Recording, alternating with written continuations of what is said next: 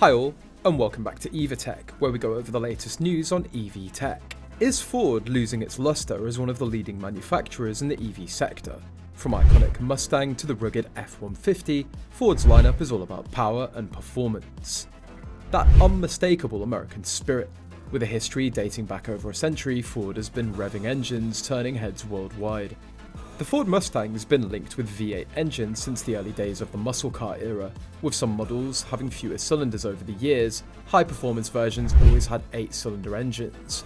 However, things could have been different in the early 2000s. At that time, Ford considered making a V10 powered Mustang.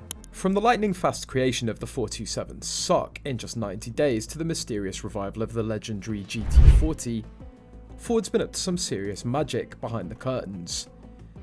But because the early 2000s had something truly epic in store, the legendary 390 horsepower supercharged Terminator Cobra. Back in the early 2000s, Ford did something pretty crazy in the car world. They came out with a Mustang that had a huge V10 engine. You heard us right, a Mustang with a massive V10 engine. It was a bold move, it got everyone talking. This car was a real powerhouse, packing a ton of power performance that got car lovers super excited. It was a bit unusual, but it showed that Ford wasn't afraid to think outside the box and aim for greatness in the car world. There was a secret Mustang project underway that could have changed everything. Instead of the usual V8 engine, this experimental Mustang was powered by a special all-aluminium V10 engine. It was supposed to set a new standard for performance. The world never got to see it in action, the incredible V10 powered Mustang that never saw the light of day, the OSS 351. If you had a Ford truck in the late 90s or early 2000s, you might remember Ford's 6.8 litre Triton V10 engine. It was like the 5.4 litre V8 but with 2 extra cylinders. The V10 in the new Boss 351 prototype would have been something similar. But the new Boss 351 wasn't anything like the old engine. It was meant to make the Mustang a powerhouse, but shoving a massive V10 engine into the current Mustang was a recipe for disaster. It would have made the car handle poorly, cost a ton. When the Boss 351 project kicked off in 2002, it marked the end of the line for the Edge generation of Mustangs. These cars were based on the old Fox body chassis from way back in 1979.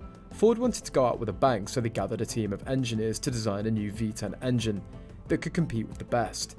Ford was really into the idea of using their modular V8 engine, but they decided to go big with the V10 instead.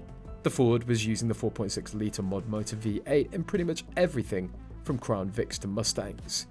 This engine came in 2 main versions, the single overhead cam, which was like the go-to engine for regular cars from the Crown Vic and the Mustang GT. It made around 260 horsepower.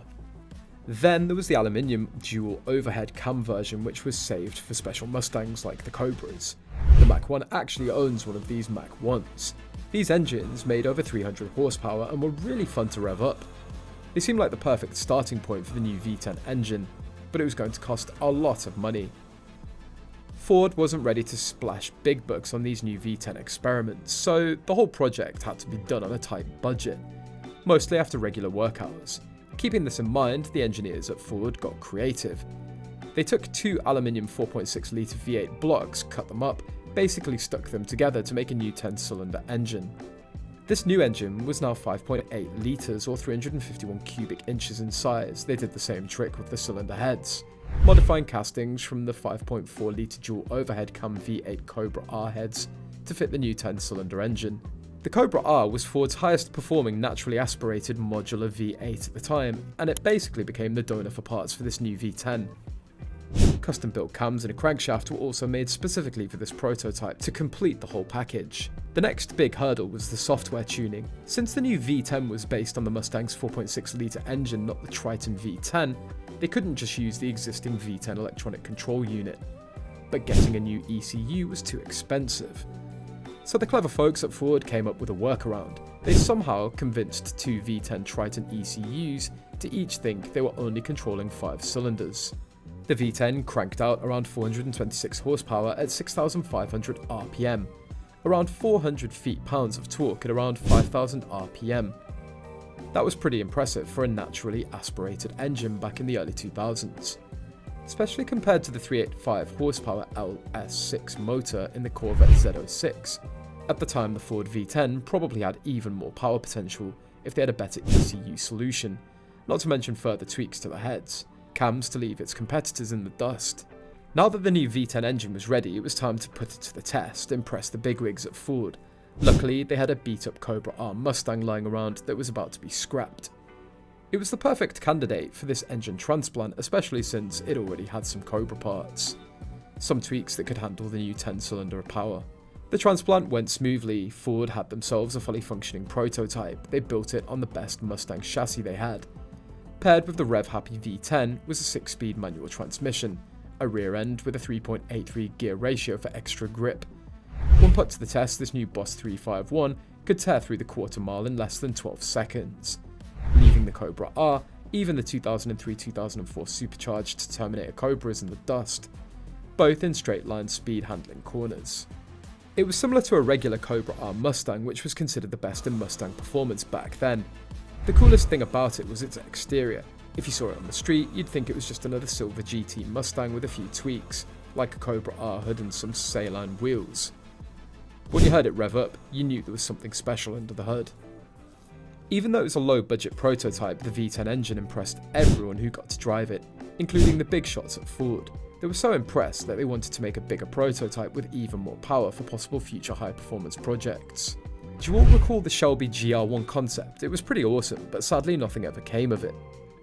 Ford's fascination with V10 engines didn't last long either, fading away in the mid-2000s. That meant the Boss 351 prototype is one of a kind. But imagine if things had turned out differently. With today's Mustangs pumping out 480 horsepower from the amazing Coyote V8 engine, just think about what could have been if they kept going with the V10. Picture a 6.2L V10 with over 600 horsepower, revving high and delivering insane performance. We'd probably look back at the Boss 351 not just as a cool prototype, but as the start of a whole new generation of high-performance Mustangs with a touch of exotic V10 power. While the concept of a V10 engine in a Mustang may have initially raised eyebrows, sparked debates among automotive enthusiasts, it ultimately showcased Ford's willingness to push the boundaries of conventional thinking and explore new horizons. The introduction of the V10 Mustang in the early 2000s marked a pivotal moment in automotive history, where Ford dared to challenge the status quo and redefine the boundaries of performance.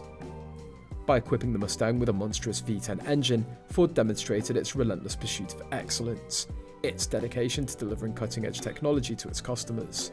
Despite its unconventional nature, the V10 Mustang captured the imagination of car enthusiasts around the world, with its jaw-dropping power and unparalleled performance.